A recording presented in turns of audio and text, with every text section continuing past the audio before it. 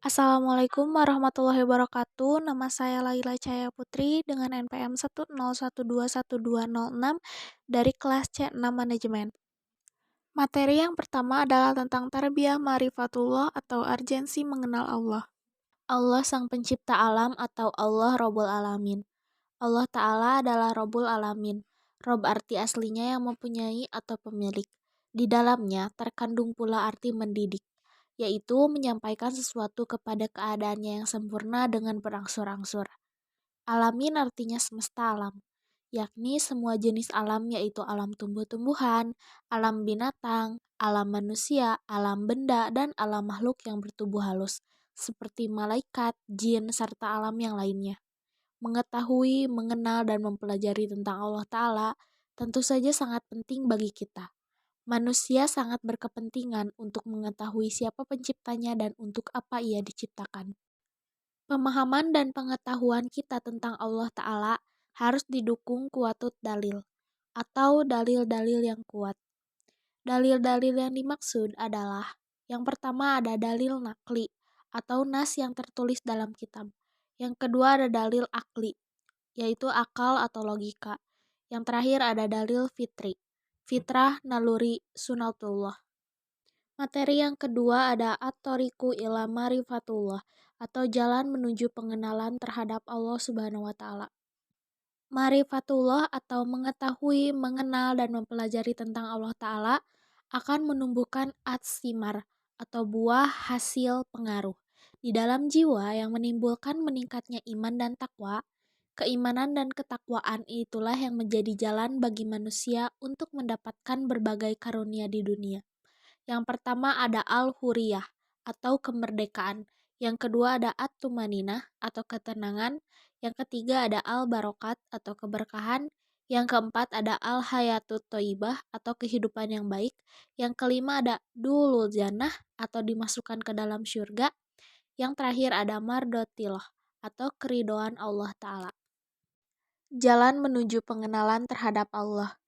Allah Subhanahu wa Ta'ala tidak menampilkan wujud zatnya yang maha hebat di hadapan makhluk-makhluknya secara langsung dan dapat dilihat seperti kita melihat sesama makhluk. Maka, segala sesuatu yang tampak dan dapat dilihat dengan mata kepala kita, pasti itu bukan Tuhan. Allah mengajarkan kepada manusia untuk mengikuti Nabi Shallallahu Alaihi Wasallam supaya berpikir tentang makhluk-makhluk Allah. Jangan sekali-kali berpikir tentang zat Allah. Makhluk-makhluk yang menjadi tanda kebesaran dan keagungan Allah inilah yang disarankan di dalam banyak ayat Al-Quran, agar menjadi bahan berpikir tentang kebesaran Allah. Untuk mengenal Allah, kita harus mengenal diri kita sebagai makhluk ciptaannya. Ayat-ayat. Yang pertama ada ayat qauliyah. Ayat qauliyah adalah ayat yang berasal dari ucapan yang bersumber dari firman Allah Subhanahu wa Ta'ala, yang sering kita jumpai di dalam kitab suci Al-Quran. Yang kedua ada ayat kauniyah. Ayat kauniyah yaitu tanda-tanda kebesaran atau ayat-ayat Allah yang ada di alam raya. Metode Islam. Yang pertama dengan nakli dan akal, yang kedua tasdik atau membenarkan, yang ketiga menghasilkan iman. Metode selain Islam. Yang pertama ada dugaan dan hawa nafsu, yang kedua ada ragu-ragu, dan yang terakhir ada berakibat kufur. Materi yang ketiga ada al-mawani fi marifatullah atau penghalang mengenal Allah. Sifat-sifat yang menghambat pengenalan terhadap Allah. Sifat-sifat yang menghalangi manusia dalam mengenal Allah atau penyakit syahwat berkaitan dengan penyakit hati, seperti nafsu dan kesenangan serta perilaku yang tidak terpuji. Ada beberapa sifat yang menghambat mengenal Allah Subhanahu wa Ta'ala. Di antaranya, yang pertama ada al-fiksu atau kefasikan. Fasik adalah orang yang senantiasa melanggar perintah dan larangan Allah Subhanahu wa Ta'ala, bergelimang dengan kemaksiatan, serta senantiasa berbuat kerusakan di bumi. Yang kedua ada al-kibru atau kesombongan. Sombong merupakan sikap di mana hati seseorang ingkar dan selalu membantah terhadap ayat-ayat Allah Subhanahu wa Ta'ala. Yang ketiga ada az-zulmu, kezoliman. Kezoliman adalah meletakkan sesuatu bukan pada tempatnya.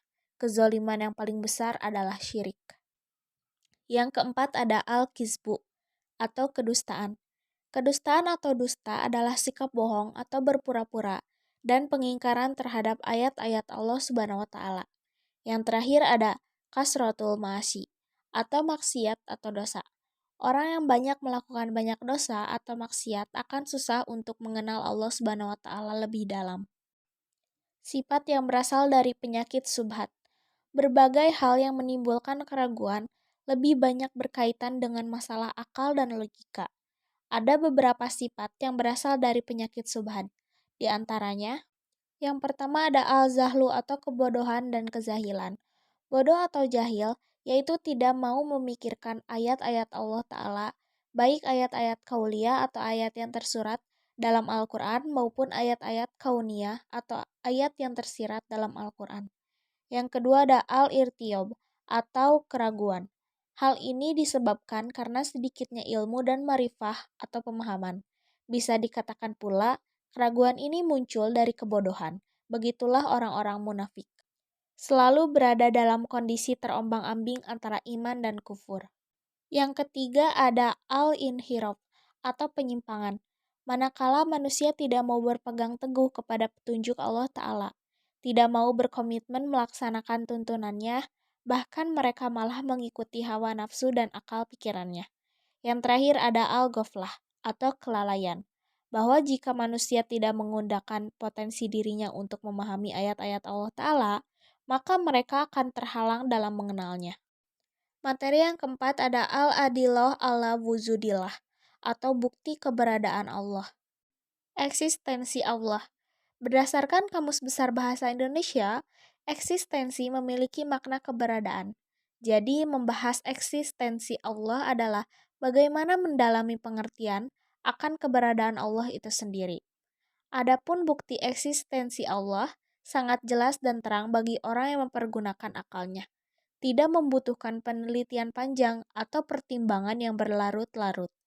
Eksistensi Allah Ta'ala diantaranya dikuatkan oleh dalil-dalil berikut ini. Yang pertama ada ad-dalilul fitri atau dalil fitrah. Yang kedua ada ad-dalilul hissi atau dalil yang dapat diindra. Yang ketiga ada ad-dalil akli atau dalil akal. Yang keempat ada dalil nakli. Dan yang terakhir ada dalil sejarah. Mengagungkan Allah. Yang pertama ada doa. Dan yang kedua menjauhi perbuatan maksiat. Yang ketiga ada merenungi penciptaan Allah Subhanahu wa taala dan yang terakhir mentadaburi kitabnya dan memahami makna-maknanya. Mentauhidkan Allah. Ilmu tauhid menjadi dasar pedoman dalam ajaran Islam. Ilmu inilah yang akan membantu manusia menetapkan akidah-akidah keagamaan melalui dalil atau aturan yang jelas. Di samping itu, orang yang mampu menerapkan arti tauhid dengan baik dalam kehidupan, maka akan menjadi individu yang ikhlas dalam menerima setiap ketentuan Allah. Sekian dari saya, mohon maaf bila ada kesalahan.